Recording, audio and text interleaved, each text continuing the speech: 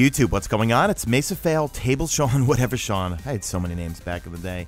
Back at it with some Destiny. All right, time for another exotic review. This is kind of going to be a combination. You're seeing some sweet business on here, and I'm actually not a big fan of this weapon because I'm terrible with it. But are you looking at the ammo? Watch, I'm shooting that guy. I'm going to lay off him. And then, let's see, 75, 85. Look, within 1 second, I got 10 rounds back to my magazine. Why? Well, we're doing an exotic review of the Actium War Rig, and by far, I think this is the best Titan exotic. Now, this is my newly minted Titan. He's actually 304. I recorded this over the weekend. And I've been non-stop playing on my Titan, and I'm pretty sure I got every exotic armor piece for the Titan. Let me know in the comment section if you want me to just do one video going over all of them and what I like, what I don't like. But by far, this one is my favorite, the Actium War Rig, and clearly I need to infuse this bad boy. I need a chest piece really badly. I need a 300 chest piece to infuse into this thing. So the main perk on this thing is called Auto Loading Link. So steadily reloads a portion of your equipped auto rifle's magazine from reserves. Now there's so many awesome exotic combinations which we could talk about, and we'll talk about my favorites. One of them obviously is going to be Hardlight, okay? I love Hardlight for PvE. PvP, not having such good luck with it. And also with Sweet Business. Now, I don't particularly care for Sweet Business just because I'm just, you know what, I haven't used it since the beta, so my aim stinks anyway on anything, but especially with Sweet Business. But for the raid, if you're going to be teleported and stay in the dimension and you're doing damage to the skulls, Sweet Business is going to really come in handy because it's going to reload 10 rounds every single second. And obviously with Sweet Business, because you have such a large magazine, that's going to reload 10 rounds every single second. So with Sweet Business, you just could go in the strikes and just literally, you don't have to reload. The flip side to that with Sweet Business is that you're going to run out of ammo, especially if you just non-stop using Sweet Business, you're going to run out of ammo. But there's so many combinations with auto rifles because right now, I don't know how you guys feel, but auto rifles to me are the best weapon type in Destiny 2 right now. And well, that's my opinion. Let me know what yours are in the comment section. For PvE and for PvP, especially PvP. I was using this thing in PvP, and I got a ridiculous gameplay where my KAD was 34 or something like that. When I looked it up on Destiny Tracker, it was I got 27 kills. I think I died 1 or 2 times, so it was really a 27 KDR, and then the KAD was much higher.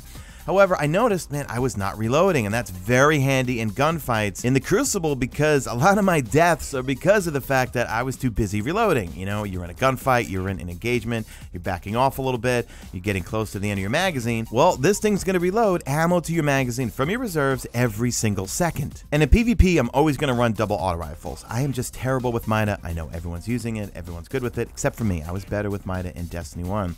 But for PvE, if I'm not using my Nameless Midnight for my scout rifle, for my kinetic, I'm going to run double auto rifles, whether it's the Trials auto rifle, the Prosecutor, or maybe the Scathe Lock, something like that.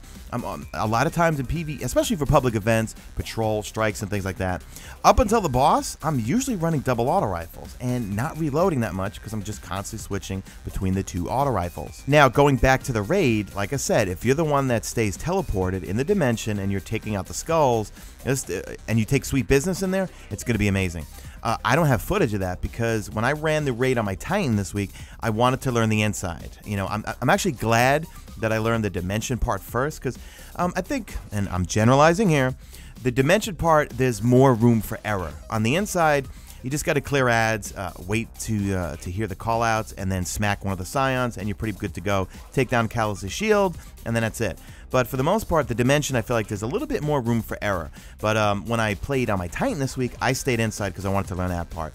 I can imagine when challenge mode comes out for that part, that the throne room is going to be hairy. All right, hairier than a chia pet is my stupid line I always say, just for the fact that there's probably going to be a lot more ads, probably more yellow bars, and so forth. But if you get teleported and you're in the dimension, use Sweet Business and use this thing, and you could just waste the skulls, get your team a really nice stack for doing damage on Callus. And, you know, just running around PvE, if I'm running double auto rifles, I just notice I'm not reloading. And then when I go back on my Warlock or Hunter and I'm running double auto rifles, then it gets annoying. It kind of reminds me of transversive steps in Destiny 1, where I was so used to not reloading all the time because I was just running over ammo and picking it up. And yes, transversive steps are back, but they only pick up energy weapon ammo, when you run over it. It's not everything. So it's kind of weird because once you get used to running double autos and you're running the Actium War rig, you're not reloading all the time, you're running double auto rifles, then you go back and you run the same setup with 2 autos, then you're also, wait a second, I gotta reload here, this is annoying. So that's gonna do it for this quick review, guys.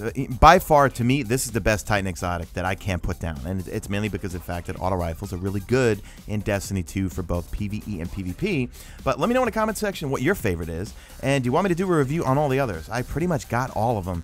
RNG, like I said, was very, very kind to me since playing on my Titan, because I non-stop played on my Titan for like 4 or 5 days straight, because, man, I really enjoy it. For some weird... Okay, here's the hashtag made it to the end part where I babble.